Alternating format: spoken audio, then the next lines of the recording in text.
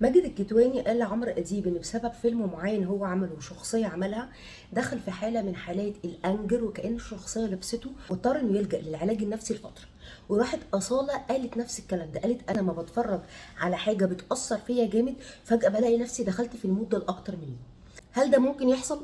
طبعا ممكن يحصل، ده لان عقلنا ما بيقدرش يفرق ما بين الحقيقي والمعلومات اللي انا بدخلها له في شكل اغنيه او مود معين. وعلشان كده انا دايما بقول للكلاينت بتوعي ممنوع تسمعوا اغاني حزينه، ممنوع تتفرجوا على حاجات مرهقه نفسيا.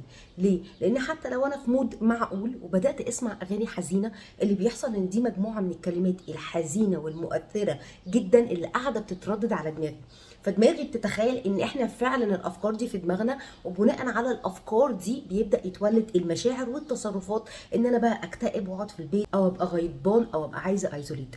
وعلشان كده خدوا بالكم انتوا بتتفرجوا على ايه وبتسمعوا ايه، ومين اكتر الاشخاص اللي بتتكلموا معاهم وليهم تاثير في حياتكم. وزي ما الموضوع ده خطير جدا، احنا ممكن نستخدمه لمصلحتنا، وهي ان تعالوا نقول ان انا مش في فيري جود مود لما انا اقعد اسمع اغنيه الليركس بتاعتها قويه، فيها تحفيز، فيها بوزيتيف انرجي، اتفرج على فيلم بيعمل ابليفتنج كده وبيخليني نفسيا احسن. انتوا تقدروا بالطريقه دي تعملوا بوستنج للبوزيتيف انرجي وتحطوا نفسكم في مود احسن.